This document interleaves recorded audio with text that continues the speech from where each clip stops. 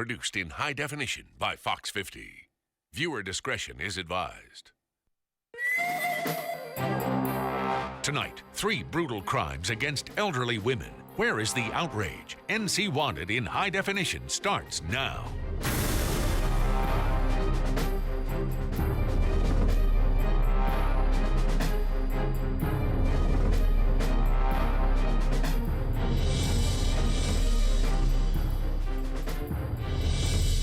Good evening, I'm Gerald Owens. Welcome to NC Wanted.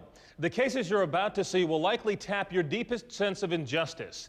As disturbing as it is, there are people who target the most frail and vulnerable in our society. We're talking about those who commit violent crimes against the elderly. Tonight, we invite you to join us as we turn the table on these predators to make them our targets and ensure they face justice. We begin with tonight's most recent case. It happened in Warren County on July 7th of this year. But because of the nature of this crime, we won't reveal the victim's identity. It's a peaceful Sunday afternoon in June, and this 80-year-old woman has no idea the ordeal she will soon face. She enjoys the outdoors while tending her garden at home, just 5 miles south of the Warrenton city limits. Around 2 p.m., she heads back inside to use the bathroom. She's then approached by a man asking if she needs help cleaning her carpets. As the woman considers the offer, the man takes advantage of her hesitation and forces her inside and out of public view.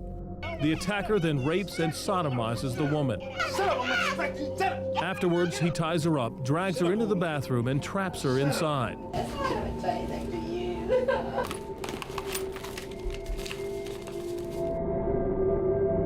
When she feels it's safe, the elderly victim fights to get untied and crawls to the phone to call for help. Would you send somebody over, please? Her poor vision prevents her from giving elaborate details about her attacker, but she is able to confirm the suspect is a muscular black male. While on the scene, investigators are able to recover DNA and submit the samples for processing through the National DNA Database. They also determined the assailant stole about $400 from the home.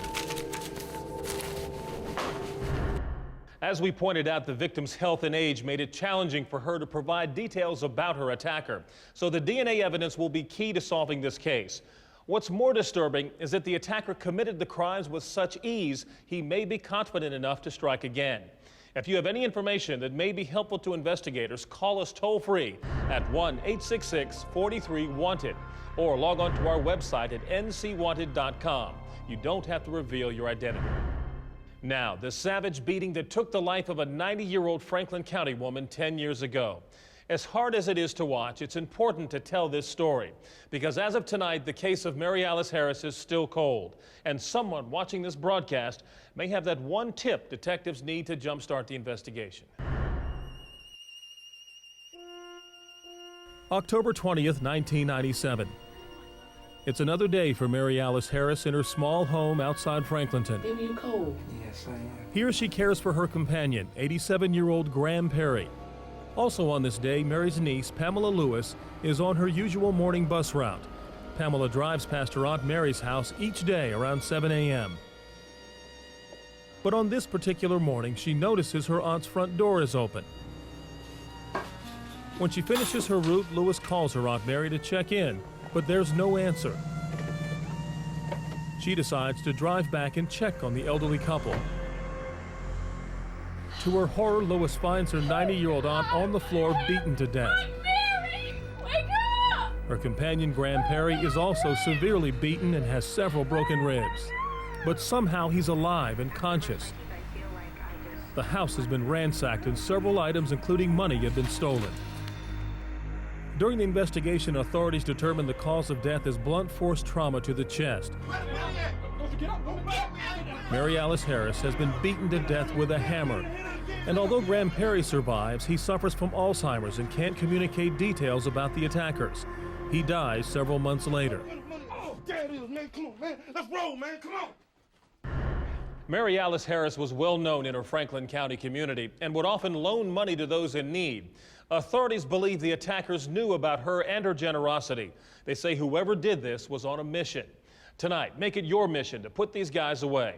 There's a $6,000 reward for information leading to an arrest. If you know something about the murder of Mary Alice Harris, call us right now at 1-866-43-WANTED or log on to our website at ncwanted.com and click Report a Tip. Also tonight, great news. Target 20 fugitive young Oriana Bonilla was captured trying to avoid a checkpoint at the U.S. border in Texas. He was using the alias Giannis Oriana.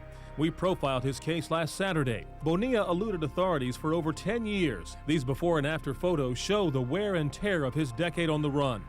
The lead agent with the SBI told us this week, publicizing his many aliases along with the depiction of Bonilla's crimes put pressure on him and assisted in their investigation. Bonilla is the fourth capture on our Target 20 list. Coming up, she came home from church and was stabbed to death with her own scissors. Tonight's NC Mystery is next.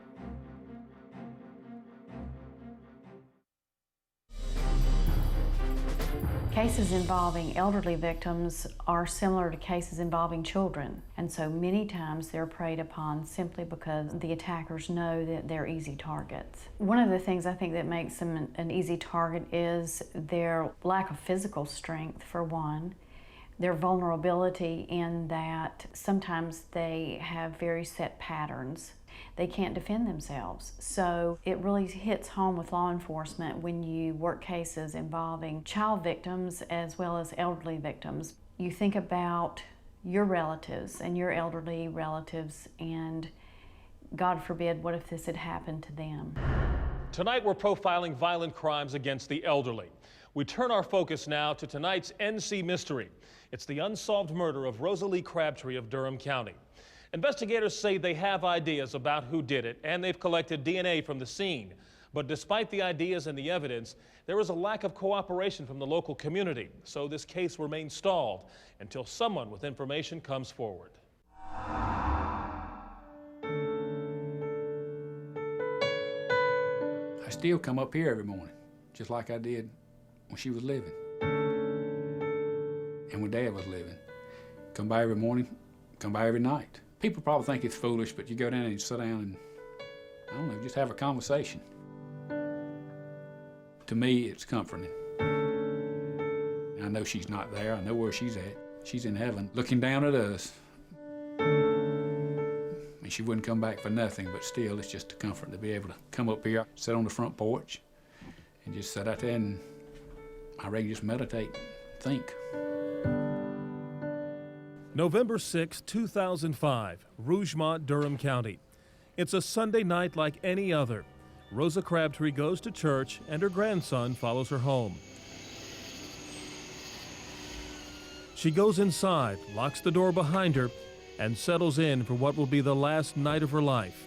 Investigators aren't sure how she spends her last hour, maybe reading the Bible, perhaps clipping coupons. The woman that I saw barely weighed 100 pounds, and she was probably around 5 feet tall. So she constituted no physical threat whatsoever to these people. None whatsoever. It was totally needless and just violent, unnecessarily violent and brutal. It did not need to happen. It was a normal day. Came up here and turned in the driveway normally like I always do. Of course, the lights were off. What popped in my mind was, she's overslept. And I thought, well, that's a good thing. She needs a rest. But of course, when I walked up to the door Mama? here, that was sitting here in this room I'm in, Mama! was open and no lights on. I thought, something's not right. She was stabbed with a pair of scissors, probably apparently 5 times. She was lying between a couch and an end table, and her Bible was laying on the couch behind her. Mama! Come on in, called her name, and I went in through the kitchen into her bedroom, and that bedroom was just ramsacked.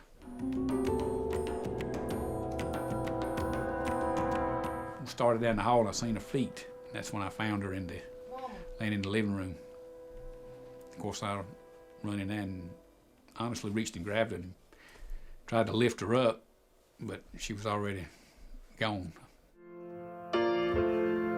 God said he was in charge of all things, and there it was appointed unto every individual in life. a day to be born and a day to die. Nothing happens without God's knowledge. You see what I seen, it just upsets you and just, I don't know, just black it out, I reckon. Well, it was a tragic moment in my life. For about a year, Tony Crabtree has been stopping by his mother's house every morning before he goes to work. He starts coming when his father becomes ill with cancer to help his mother get him out of bed. Tony keeps coming after his father dies in 2004 because it makes his mother happy. Naturally, being a mother, she'd always have me a little something cooked every morning for breakfast. Any little thing, sometimes I'd eat it. Honestly, sometimes I wouldn't, but I'd always take it with me. So, I mean, yes, I was a grown man, but she was still mother. I can remember the times that when we had the eat-outs at the church, which we have quite frequently. If you would just look, you would always see Rosa being one of the first there, the first to be at work, the first to be serving, the last to eat. She was such a unique person. Investigators hesitate to surmise why someone stabbed Rosa Crabtree with her own scissors. However, it's clear why they were in the house. Rosa's killer made away with 2 televisions, a DVD player, a VCR, and some jewelry. The bulk and quantity of the stolen items lead police to believe at least 2 people were involved. Tony Crabtree believes his mother knew them. When she locked the door, whoever was at the door, she had to know them to let them in. And that's where I base my opinion on, and I stand by that opinion because she would not let anybody in this house that she didn't know after dark. There were no indications of forcible entry. As to whether or not she let someone in or they just walked through an unlocked door, we don't know for sure. She kept the doors locked, there's no doubt. So that's our perspective, that she had to know who done it. Every night, Miss Crabtree put the cover on her car in the carport before she went to bed. That night, the cover was not on the car and the door was unlocked. She stopped putting the car cover over it because the cat would jump up on it and the car cover would slide, and naturally what the cat do? He'd throw his claws right out there and scratch the car, so she stopped putting that on. But the unlocked door isn't the only thing that leads Tony Crabtree to believe his mother knew her killers. And again, I go right back to her room was ransacked. Only her room. So they had to know which room she stayed in, which room she slept in. It's difficult to know under the circumstances exactly what happened or try to impute motives. The fact that everybody who knew her nature, that if you needed it worse than she did, you could have it. It wasn't a problem. She was that way. And I just don't understand, and I don't think anyone does, why this had to happen when you could just simply ask for it. What's she gonna do to you? How's she gonna stop you? What can she do? I mean, you could have put her in a closet or in a bedroom, or just tell her to sit down or tie her up or put a piece of duct tape on him. I mean, she's not a threat, period. Why did they have to do what they did to her? Only answer that I've come up with so far, and may be wrong, is she knew who they were. And she could tell it. Captain Martin won't say whether she knew them or not, but police have had strong suspects since the beginning of the investigation. There are a set of people who hang out together at certain places in northern Durham and southern Person County who we believe know what happened that night, and for some reason they're refusing to tell us. Some of them may be involved.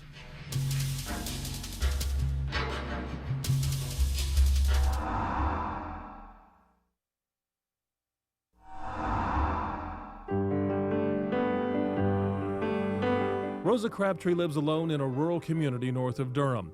It's been this way since her husband died, but she's not lonely. Her son Tony visits her every morning before he goes to work, and she's very active in her church. Rosa goes to church on the night of Sunday, November 6th in 2005. Her grandson follows her home and she goes inside. A short time later, someone breaks into her home and steals some electronics and jewelry. In the process, Rosalie Crabtree is stabbed 5 times with her own scissors and left to die on her living room floor. Her son finds her body the next morning. Apparently it was an impulsive act, and there was no apparent effort to clean up the crime scene. It was hard. I mean, the first time I came back in, and I'm gonna say the first probably 2 or 3 months, it's tough. I mean, I'm not saying it's easy now. I mean, I can still see things that, you know, took place at that day. The way I found her, I can still see it. The sheriff's office says they have suspects, but admits to a gap between what they have and what they need to make an arrest. He has told me that he has a good idea who done it. He's actually told me that he's almost sure he knows who done it. As far as up in the upper 90%, he knows who done it, but he just cannot prove it beyond a shadow of a doubt yet. We have a clear-cut set of individuals that we believe know what happened that night. Currently, we are unable to charge anyone because we don't have the evidence to do it. There was physical evidence recovered at the scene, but we cannot clarify. We don't want to talk about exactly what that physical evidence is. Looked like they could have got some fingerprints, some DNA, could have got something off of some of the stuff. When the sheriff's department went through the house, I mean, they fingerprinted everything, you know, and I have seen no physical evidence, no DNA. I've heard really nothing about it. So I don't know, but it seemed like they could have got something somewhere that they could have matched up. Shortly after the murder, investigators announced they recovered DNA evidence from the home and sent the evidence to DNA Security, a private lab in Alamance County. However, during a more recent interview for this show, Captain Martin would not address the nature of the evidence gathered. The evidence that we have can help us convict the killers or the killer of Miss Crabtree. We do have that evidence. Some suspects are eliminated by the physical evidence, according to early 2006 media reports, but it's not clear why the group of people to whom Captain Martin refers have neither been eliminated as suspects or charged with the crime. There's not enough of a correlation between the evidence and the suspects to bring charges right now. We have physical evidence that can help us clear the case. We do have that kind of evidence, but we don't want to say what that evidence is right now. You know, certain people ought to be worried about it, is what we're saying. Captain Martin has not told Tony Crabtree who the suspects are, and Tony says in many ways he doesn't want to know. But he continues to believe his mother knew her killers, and living in the same community as his mother his entire life, it's likely he knows them too. You see people, and I'm not saying it's right, but you see people that you know and you wonder, could they have done it? The sad thing about it is, when I find out who done it, I may know them very well, and they may know me very well. And that would really be, it would really cut into the wounds deep. Yes, it is my belief that they will solve it. The day will come. Not because of anything that the brilliance of man. God says what goes around comes around, and it will. We are going to reap what we sow. And yes, the day will come when this will be found out, revealed. Until then, days and weeks go by without an arrest, and every night Tony Crabtree finds himself in the same place, looking out over the yard where he played as a child and where he hopes to see his own grandchildren playing one day. Steal away to Jesus. You sit out there and just get angry because of the circumstance, because I mean, I shouldn't be sitting on the front porch by myself is what I'm saying. Mother should be out there with me, but she's not, and I have to deal with that. And I deal with it in my own way, and with the good Lord's help, I can continue to deal with it in my own way. Steal away home. I know where Mother's at. She wouldn't come back if she could, and I wouldn't blame her. She's with Dad. So they were apart on their 50th wedding anniversary. They were together on the 51st. So I'll leave it at that. I haven't got long to stay.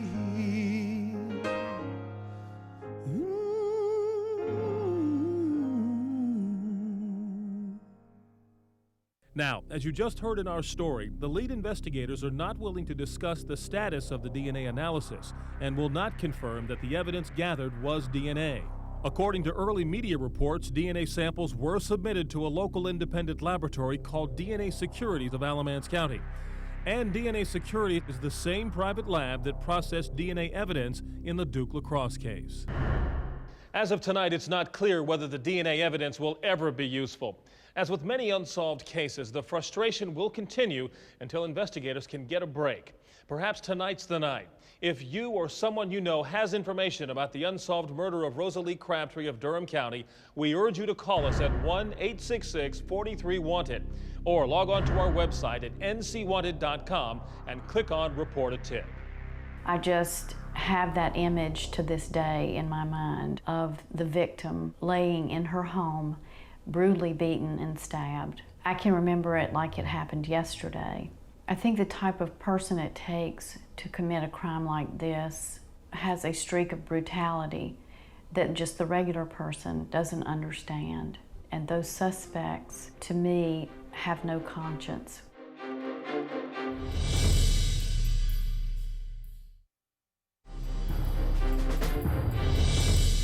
Welcome back to NC Wanted. Time now to recap tonight's cases. First is the horrifying case of the 80-year-old woman in Warren County who was raped, tied up, and left in her bathroom. Now, she was able to determine her attacker was a black male, but her health and age prevented her from noticing much more than that. Investigators were able to gather DNA evidence from the scene. Remember, this suspect forced his way into her home after offering cleaning services. His tactic worked once, and he could strike again. Next, she was an elderly woman living a simple life in Franklin County. Mary Alice Harris was 90 years old when she was robbed and beaten to death. Her male companion survived the attack, but because of Alzheimer's, he was not able to identify the assailants. This case is 10 years old, and investigators need your help to find her killers. And finally, the unsolved murder of Rosa Crabtree of Durham County. Like the other victims, she was thin and frail and posed no threat to her intruder. But her attacker didn't care. The killer used a pair of her own scissors to stab her repeatedly until she died. If you have information on any of tonight's cases, call us toll-free at 1-866-43-WANTED or log on to our website at ncwanted.com and click on Report a Tip. Your information will be kept confidential. Join us next week as we profile more of our Target 20 fugitives. Remember, together we can fight to protect the quality of life we hold dear in North Carolina. I'm Gerald Owens. Thanks for watching.